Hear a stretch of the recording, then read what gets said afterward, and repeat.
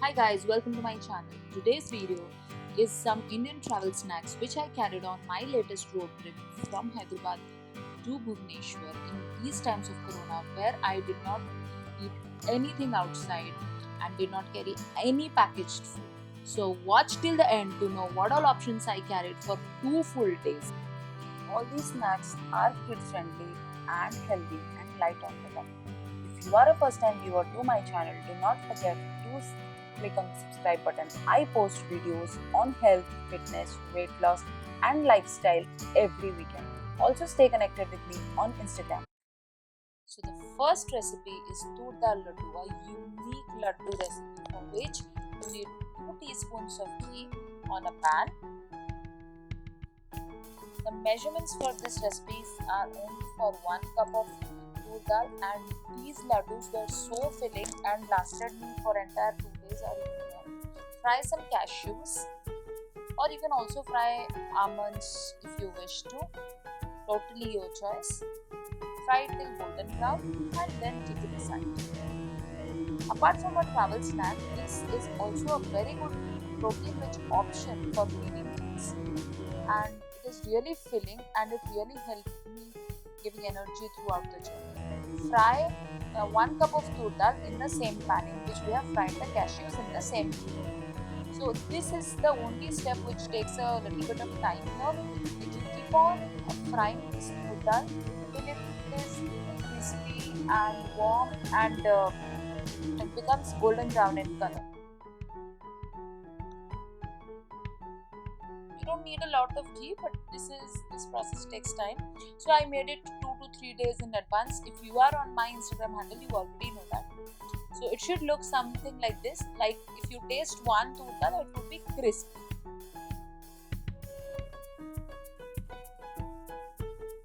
Then pulse it at high speed in your grinder.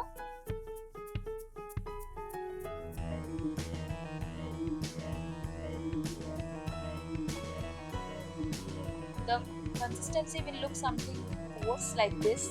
At this point, add half a cup of jaggery.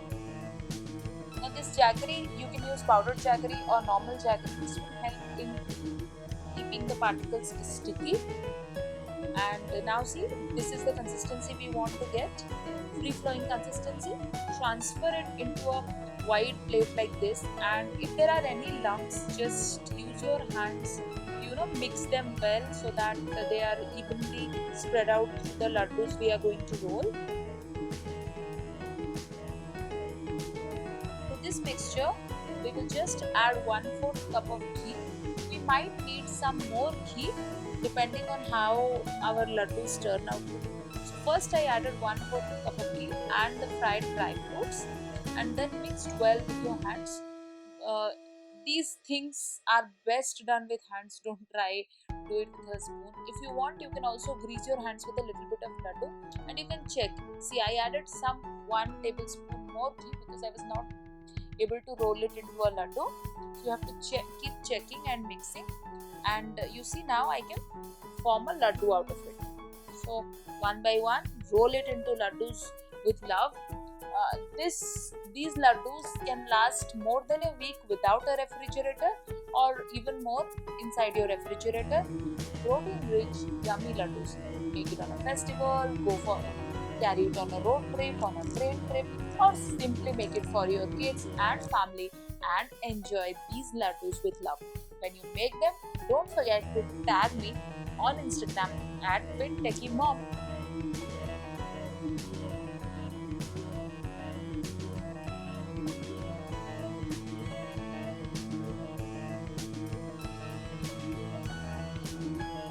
Next item on the list is the good old methi.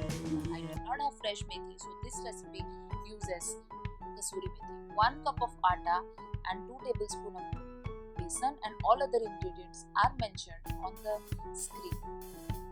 Knead it into a dough, just like a normal roti dough, and roll it like a roti.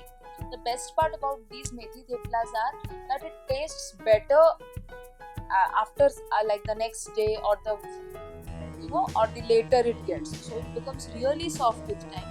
So I cook it on an iron skillet as always. And as always, I am not saying you to use less ghee, butter or ghee. Use ample amount of ghee, butter or makhan. I am using white makhan here. And just cook it till golden brown on both sides, and your methi tepla will be ready. It takes a little bit more time to cook as compared to regular parathas, as it has all the masalas and besan, and it is really filling and healthy. And you might have seen how I am eating it throughout my road trip. If you haven't checked my road trip vlog yet, do go and check it out. The recipe, which lasted more than 36 hours, is tamarind rice or pulihora. Soak some tamarind for 30 minutes and just make a pulp out of it and keep it aside. In a big pan, heat 6 tablespoons of oil. This measurement is for 2 cups of rice, which is a lot of rice when cooked. And then fry the peanuts. Most of the measurements are on the screen. I learned this recipe only after I came to Hyderabad, and it is widely available in all the temples, in all puja. My neighbors give me, and it turned out to be Uno's favorite. Add a pinch of hing and some mustard seeds and let them splutter. Add few red chilies and give it a fry. We'll give it a fry till the peanuts are fried properly, and then add some curry leaves and fry them. Then you can add some chopped ginger for an awesome aroma and taste. This is the exact temple recipe which I learned it from my friends and my neighbor, and it just tastes divine. If you are somebody who is not a South Indian and are not aware of this recipe, definitely give it a try for this weekend, or just the next time you go on a road trip or on a vacation or on a train journey. Make sure you carry it. The only mistake I did was I carried it in less quantity. Had I carried it more, it would have lasted maybe 48 hours in the AC car. Add a pinch of turmeric. Just let it cook till the aroma disappears.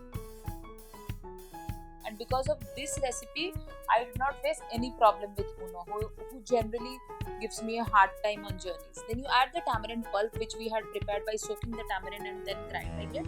So we will fry this tamarind pulp. We will cook this till the oil separates or it is completely cooked, like we do with masalas. And add some salt as per your taste.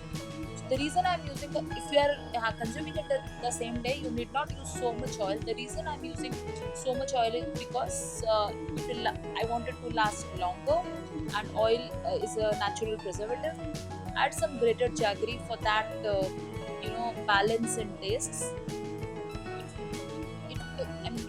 You will be really happy once you taste this. Now the mixture is getting cooked. You can see the oil is leaving the sides. I had already cooked 2 cups of rice and kept it aside. One simple tip would be to cook the rice a little bit al dente, that is a little bit less cooked, not very mushy. Add 2 teaspoons of ghee and mix it.